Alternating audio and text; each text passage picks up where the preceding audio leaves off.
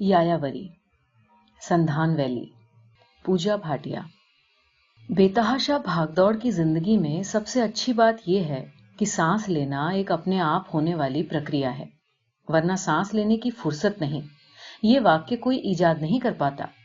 इसी भागम भाग में सुकून देने वाला कोई कोना, काम या कोई शख्स हर एक की जिंदगी में होता है। मेरा वो कोना कुदरत की गोद है। यूं भी बंबई भागदौड़ भरी जिंदगी के लिए कुख्यात है। यहाँ पर जो कुछ भी नहीं करता वो भी मसरूफ तर शख्स होता है। और हो भी क्यों ना, कुछ न करते हुए सबको कुछ न कुछ करते हुए देखते रहना भी एक थका देने वाला काम है। वेस्टर्न घाट, जिसे सहस्राद्री पर्वत श्रृंखला के नाम से भी जाना जाता है, इसकी गोद में बसा महाराष्ट्र का पूरा हिस्सा माँ बाप के पसंदीदा छोटे बच्चे की तरह है, जिसकी पहुंच माँ बाप तक सबसे सहल होती है। ऐसे ही मुंबई और उसके आसपास के लोगों के लिए भी कहा जा सकता है।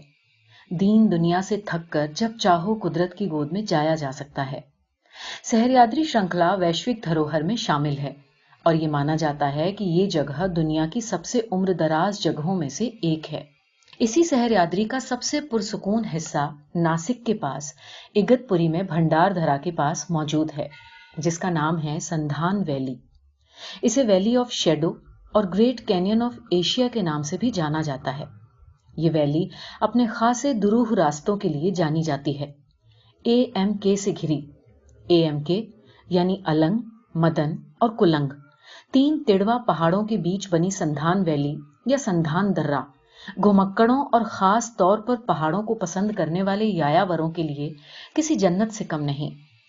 ये सारी बातें बताने के पीछे मेरा मकसद आप सभी को महाराष्ट्र की भौगोलिक स्थिति बताना कतई नहीं है, बल्कि बात यह है कि थोड़ा बहुत यायावरी का कीड़ा है और कुछ अल्लाह मियाँ ने पैरों में तिल दे के भेजा है, सो उसका मान रखना भी तो जरूरी है।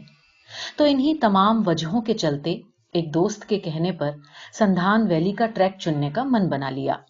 मेरे दोस्त सागर, जो नासिक के रहने वाले हैं और सर्टिफाइड ट्रैकर होने के साथ ही इवेंट टोकरी यानी इवन टोकरी एडवेंचर ग्रुप के फाउंडर हैं, उनसे बात की गई।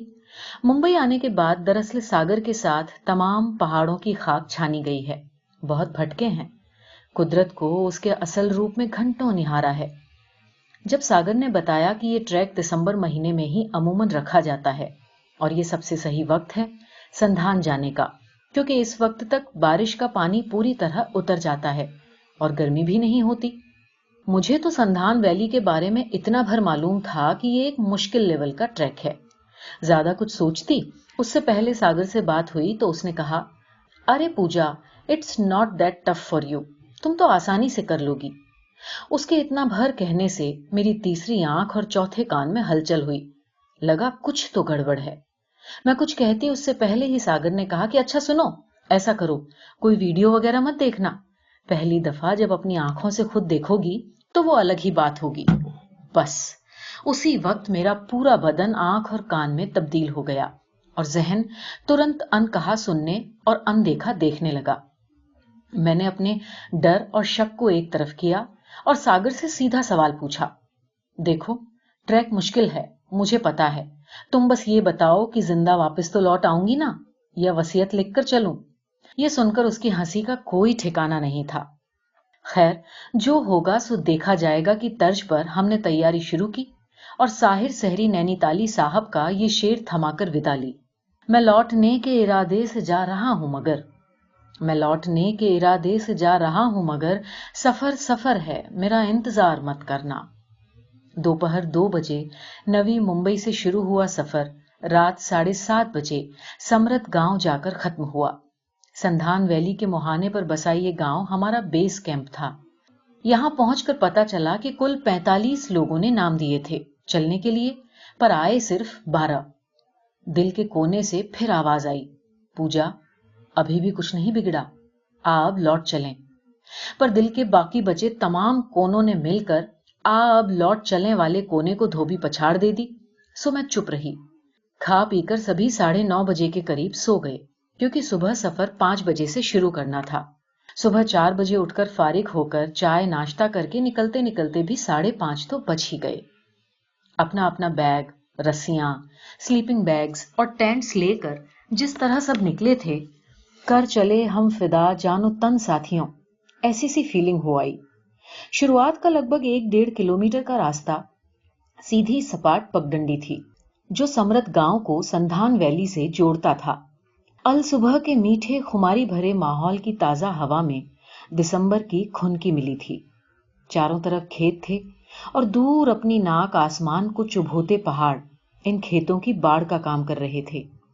आसमान में सूरज के आने की पूर्व सूचना रंगों के रूप में फैली थी, पर अभी उसके आने में देर थी। ताजा हवा को सांसों में और बेहद खूबसूरत मंजरों को आंखों में भरते कब संधान के मुहाने पर पहुंचे, पता ही नहीं चला। संधान का रास्ता साफ तौर पर आम पगडंडी के रास्तों से अलग था। ये एक नदी का रास्ता था। बस डर के आगे जीत है, ये मूल मंत्र गांठ बांध कर गले में लटकाया और न केवल अपना सर बल्कि अपना पूरा आप ओखली के हवाले कर दिया। संकरी दरार सी मालूम होती तराई नदी का रास्ता है ये तो दिखाई दे रहा था। दोनों तरफ ऊंचे ऊंचे दो पर्वत, जैसे एक पर्वत को चीर के दो पार्ट कर दिया गया हो। तराई पूरी तरह से बेडौल और बेतरतीब रखे पत्थरों और चट्टानों से अटी पड़ी थी, जैसे गुस्से में आकर कोई बच्चा हाथ में आने वाली तमाम चीजों को इधर उधर फेंक देता है। भरा पेट, सुबह का वक्त और जोश, जरूरत के ये तीनों सामान पास में मौजूद थे।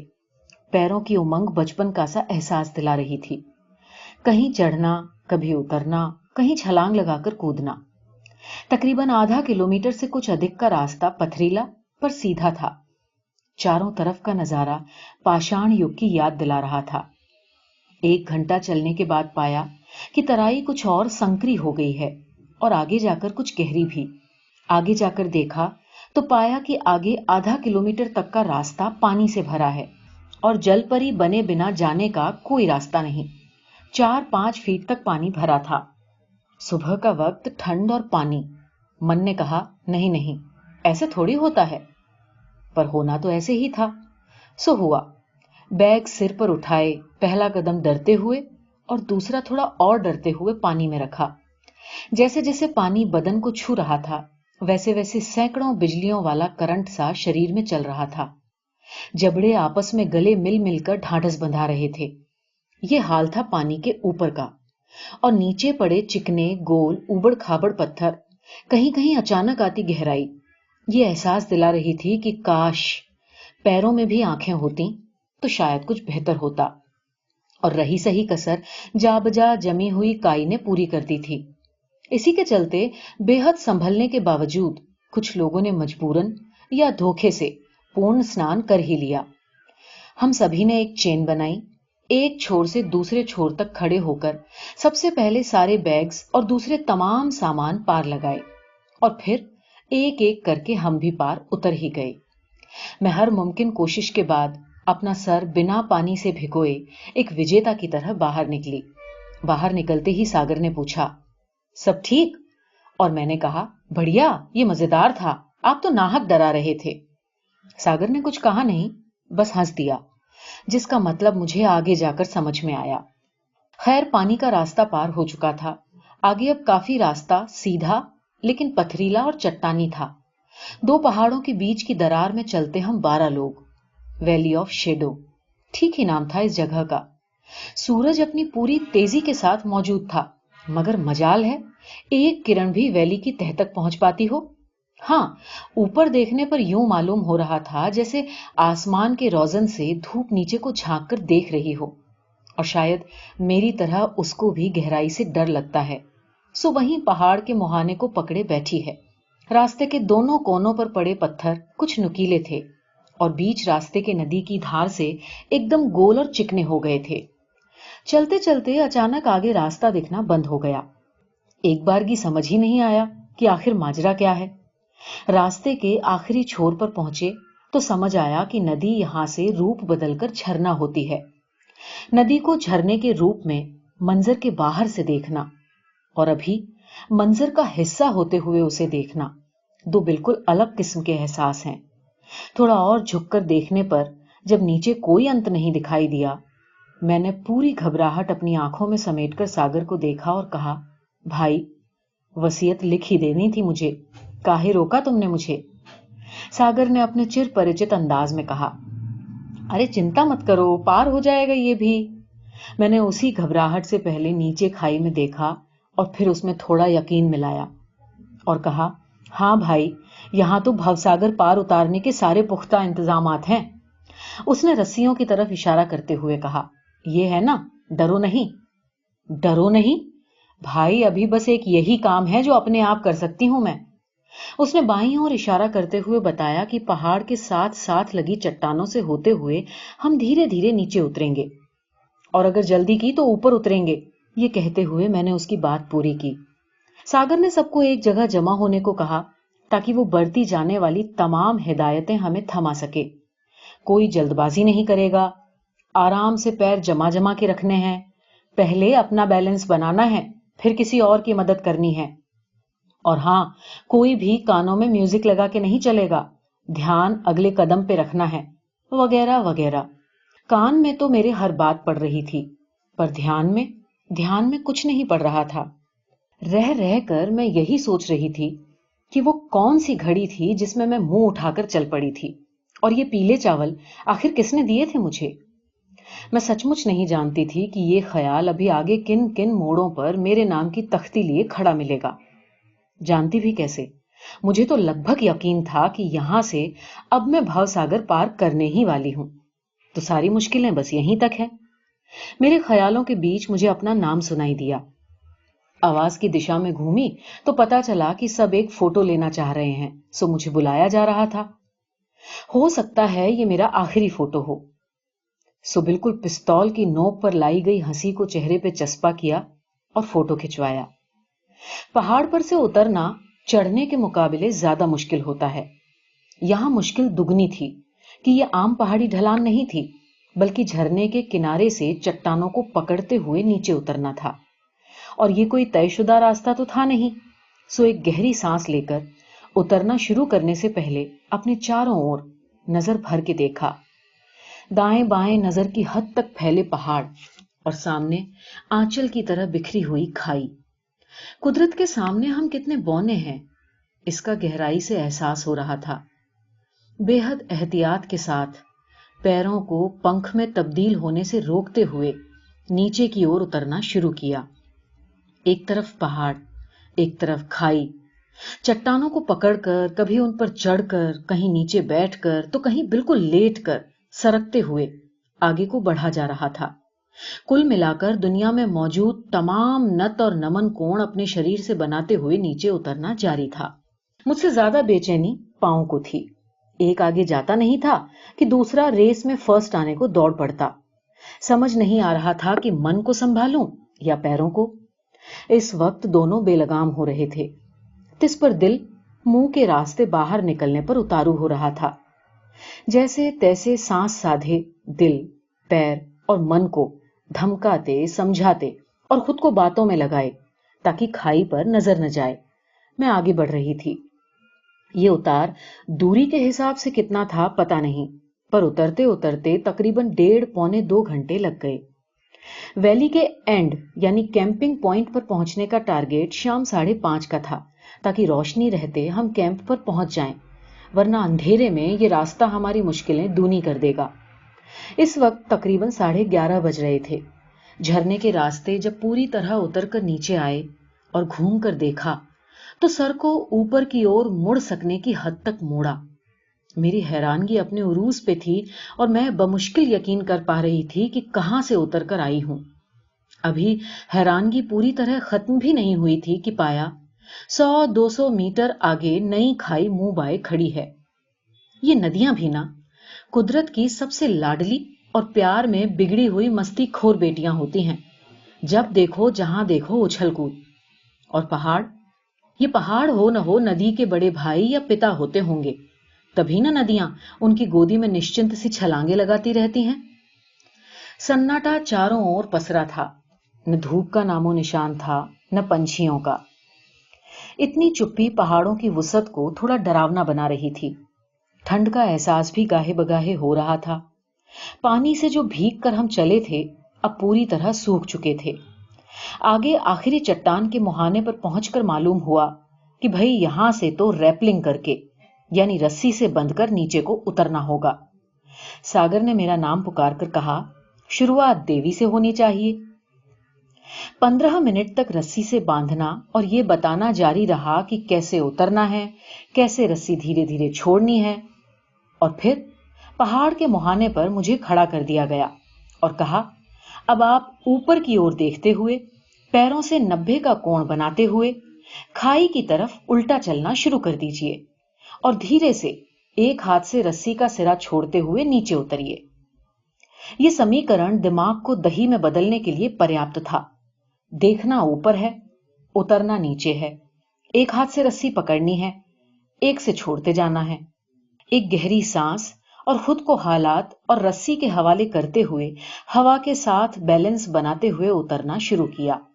नीचे देखने को मना किया गया था, पर मैंने खाई से आंखें चार करने की हिमाकत की, सो वही हुआ जो आंखें चार करने पर होता है।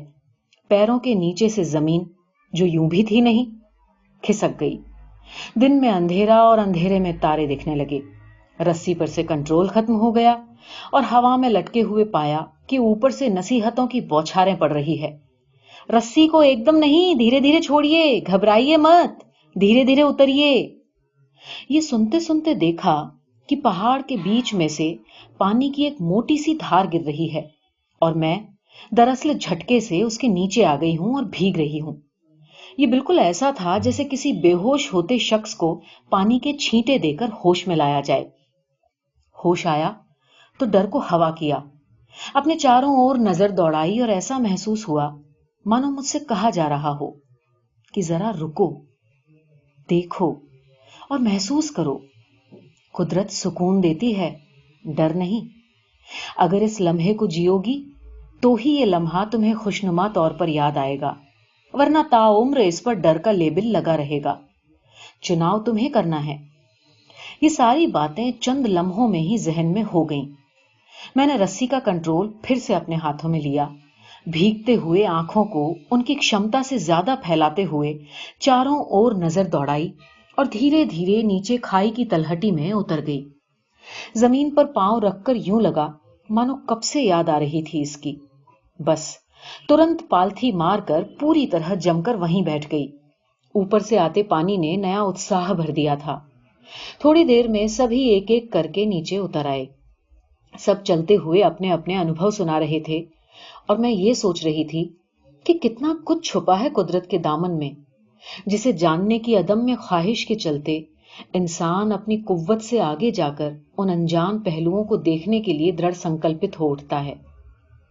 अब तक आधा रास्ता पार हो चुका था। दोपहर चढ़ने के साथ ही भूख भी लगाई थी। रास्ते में ही एक मंजर का हिस्सा बनते हुए खाना खाया, जो कि समृद्ध गांव से ही हमने साथ में ले लिया था। खाना खाकर थोड़ी देर हाथ पैर सीधे किए और फिर वही कमर कसकर आगे बढ़ने को तैयार। इस वक्त 2:30 बज रहे थे और हमें 5:30 बजे तक तराई के कैंप में पहुंचना था, जो कि अभी मुश्किल लग रहा था। धूप अब तक नसीब नहीं हुई थी। दिसंबर का महीना था, सो सूरज जल्दी ढल जाना था। इसीलिए समय रहते कैंप पहुंच जाना ठीक भी था और जरूरी भी। आगे का रास्ता जो पार करने में 2.5 या 3 घंटे लगने थे, उसे हम सभी ने 5 घंटे में पार किया। रास्ता हर मुमकिन इम्तिहान लेने को तैयार बैठा था। कहीं गुफा में से रस्सी के सहारे होकर गुजरना था, तो कहीं आदमकद चट्टानों जो कि पानी में खड़ी थीं, उन पर से रस्सी बांधकर उतरना था। ऐसे में खुद को संभालते, एक दूसरे की मदद करते, आखिर शाम 7:30 बजे कैंप पर पहुंचे और चैन की सांस ली। सुबह 5:30 बजे के निकले हम लोग 14 घंटे में 12 किलोमीटर का रास्ता तय कर पाए। रात यहीं पहाड़ों के बीच फैली तराई में पेड़ों के नीचे लगे टेंट में पूर्णिमा के पूरे चांद के साथ बितानी थी। हाथ मुंह धोकर, कपड़े बदलकर, ताजा दम होने के बाद वहीं बने गर्मा गर्म दाल भात नोश फरमाए। ये दुनिया का बेहतरीन खाना था, जिसे भूख की शिद्दत ने और भी मजे का बना दिया था। 10 बजे तक सभी लोग साथ बैठकर दिन भर की बातों को दोहराते, एक दूसरे की टांग खिंचाई करते, हंसते गाते आंख के चारों ओर घेरा बनाकर बैठे रहे।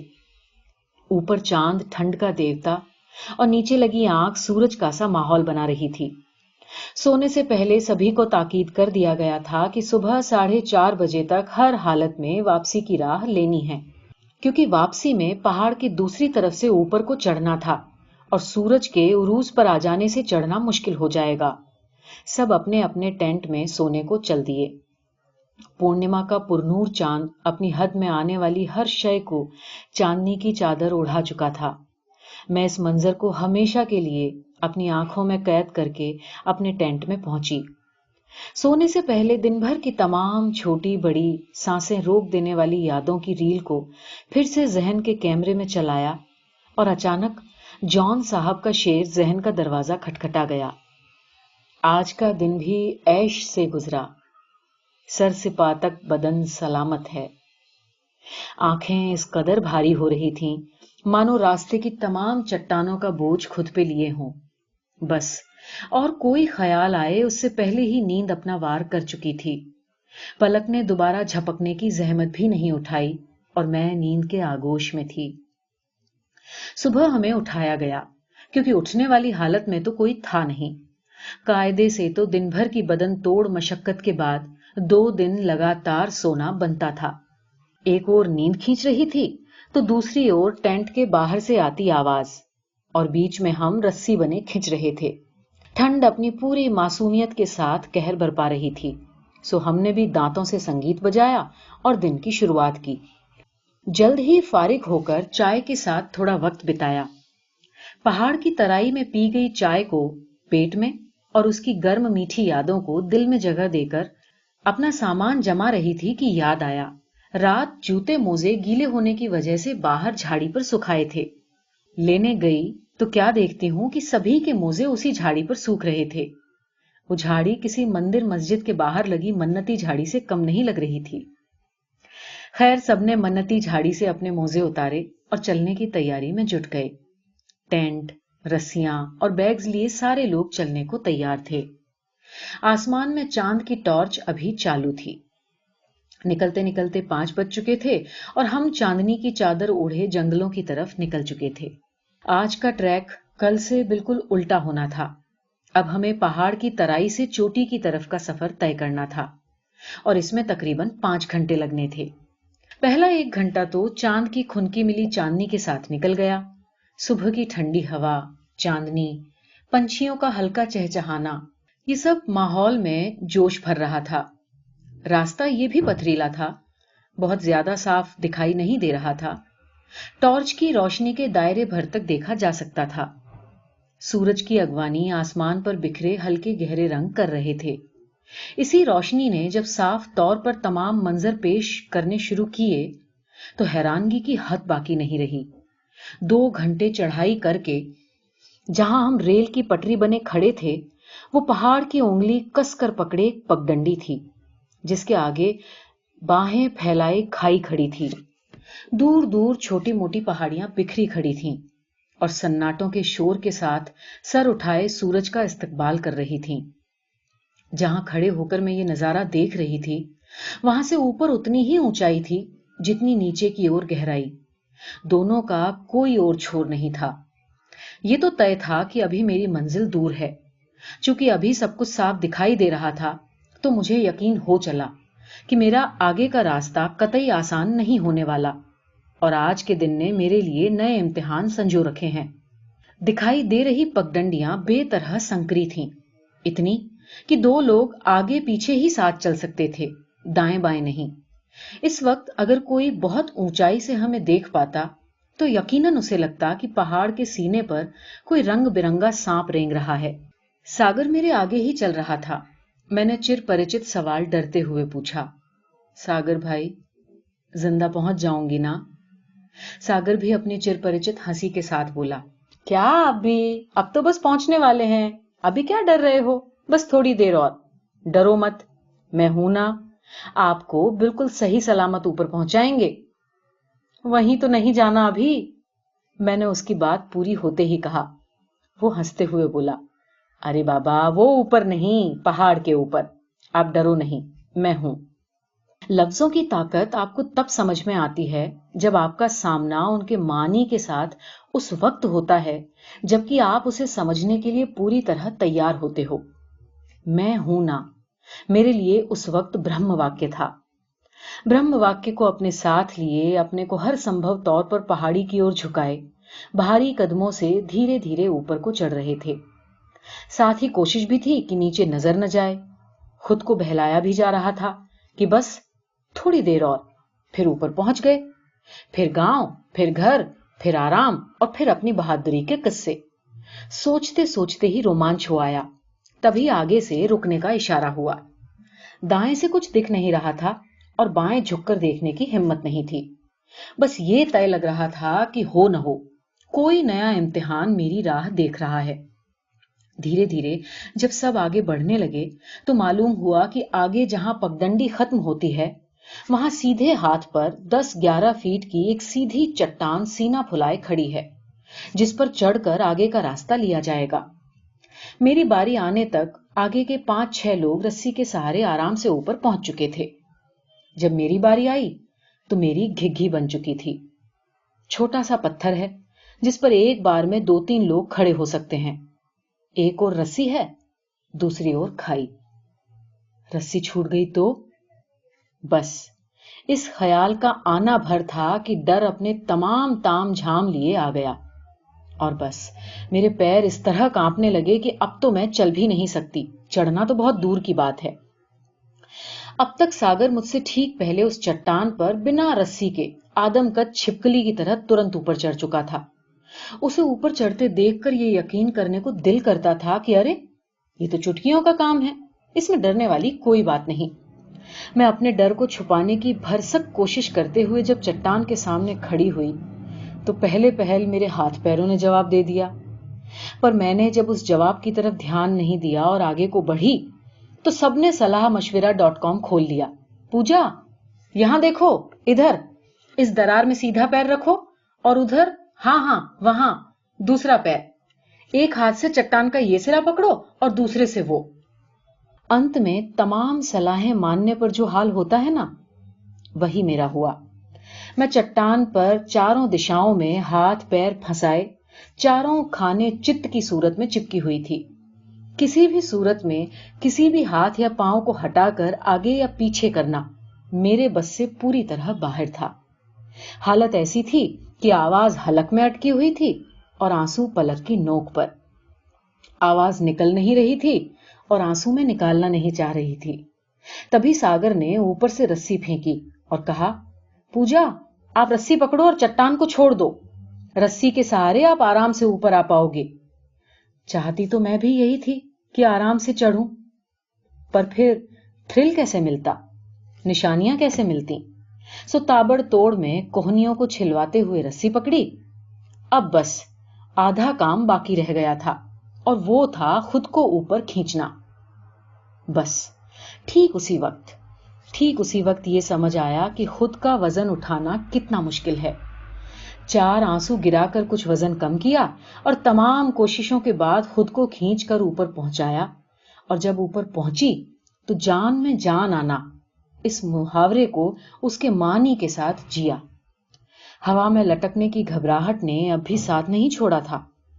پیروں کے نیچے زمین نہ ہونا اور پھر زمین کا ہونا کیا ہوتا ہے یہ محسوس کرنے کے بعد تو دل کر رہا تھا کہ اوندھی زمین پر لیٹ جاؤں اور زمین کو چوم لوں اور اس سے کہوں کہ مجھے چھوڑ کے کہیں نہیں جانا۔ بہرحال اس وقت یہ سب ذہن میں سوچا اور کیا، اور پھر چین کی سانس لی۔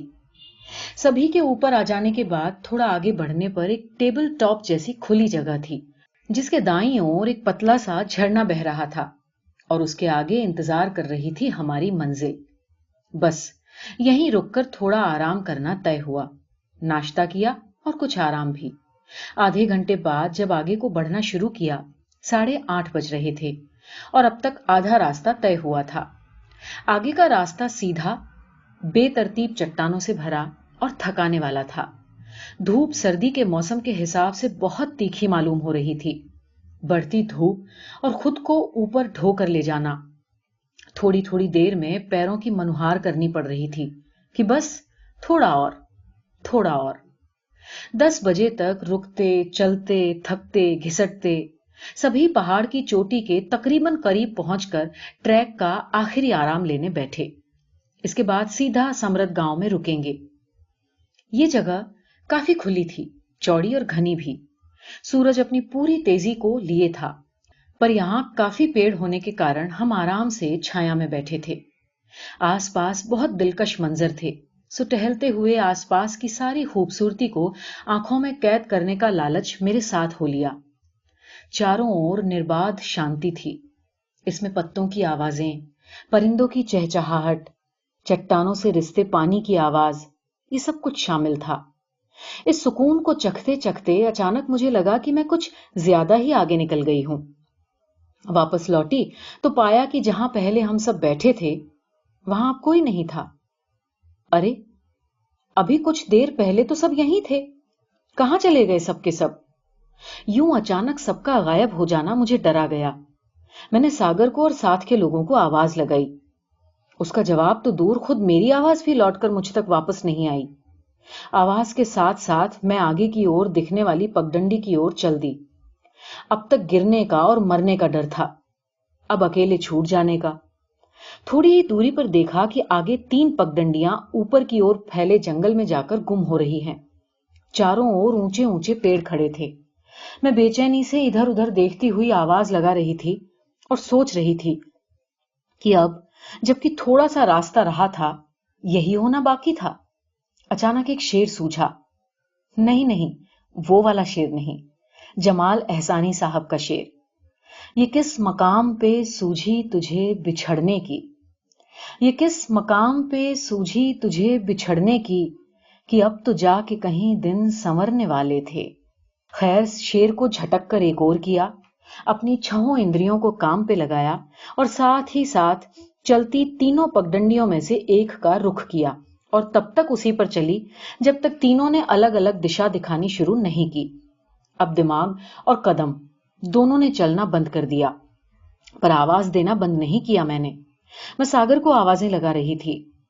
जंगल भी सोचता होगा, क्या पागल लड़की है, जंगल में सागर सागर चिल्ला रही है। अरे पुकारना ही है तो नदी, पहाड़, झरना, खाई, पेड़, पत्थर, ऐसा कुछ पुकारे। जो यहां है ही नहीं, वो जवाब कैसे देगा? सच था, सागर का कोई जवाब नहीं आया। उधर 3 में से एक रास्ता तो खुद जंगल ने खारिज कर दिया। वो यूं कि वो पगडंडी पहाड़ को खाई से जोड़कर खत्म होती थी। सो अब बचे 2 रास्तों में से एक को चुनना था। एक ओर मैंने आवाज रवाना की और दूसरी ओर दूसरे रास्ते पर पैर बढ़ा दिए। ऐसा लगा अचानक कि दाईं ओर से मेरे नाम की आवाज चली आ रही है। बस आव देखा न ताव, दाईं ओर भागना शुरू कर दिया। करीब 5 मिनट तक वामन अवतारी कदमों से भागते हुए जब रुकी तो देखा कि सामने गेहूं के खेत बिखरे हैं और वहां से कुछ लोग मेरी तरफ आते हुए दिखाई दिए। आखिरकार मुझे ढूंढ लिया गया, या यूं कहें कि मैंने उन लोगों को ढूंढ लिया। कुछ ही देर में सागर 2 लोगों के साथ मेरे सामने खड़ा था और मैं अपने साथ 2 दर्जन आंसू लिए, जिन्हें मैंने इससे पहले कि कोई देखे तुरंत छुपा लिया और छूटते ही कहा, तुमने तो कहा था मैं हूं ना, ऐसे हुआ जाता है, इसको होना कहते हैं। बीच जंगल में मुझे छोड़कर सब आगे चले गए, देखा भी नहीं। मेरे चुप होने पर उसने बताया कि जब सब चलने को थे तो मेरा पूछने पर किसी ने कहा कि हमने उन्हें आगे जाते हुए देखा है। सो ये सोचकर कि मैं आगे ही हूं, सब रवाना हो गए और जब उन्हें ये समझ में आया कि मैं आगे नहीं हूं, वो लोग तुरंत मुझे ढूंढने के लिए निकल पड़े। खैर, खोया पाया समारोह के बाद समरत गांव की ओर रुख किया, जो कि अब महज 2 किलोमीटर दूर था। 11:30 बज रहे थे। आधे घंटे में हम सब गांव के मुखिया के यहां थे, जहां चाय और खाना हमारा इंतजार कर रहे थे। हाथ मुंह धोकर गर्मा गर्म खाना खाया, फिर कुछ देर आराम के बाद सबको अलविदा करना था। पर उससे पहले एक छोटा सा विदाई समारोह था, जिसमें सबको साझा करने थे अपने अपने अनुभव। सबने अपने अपने अनुभव बांटे। जब मेरी बारी आई तो मैंने कहा, शुक्रिया सागर, ये 2 दिन मैं ताउम्र नहीं भूलूंगी। खैर, मैंने एस फॉर सागर को एस फॉर संधान में लाने के लिए एस फॉर शुक्रिया कहा और जिंदगी भर संजो के रखने वाली तमाम यादों को अपने साथ लिए संधान वैली से अलविदा हुई और मुंबई की भागम भाग में इस वादे के साथ लौटी कि जल्द ही कुदरत से मिलने फिर आया जाएगा और अपने कंफर्ट जोन को थोड़ा सा और बढ़ाया जाएगा।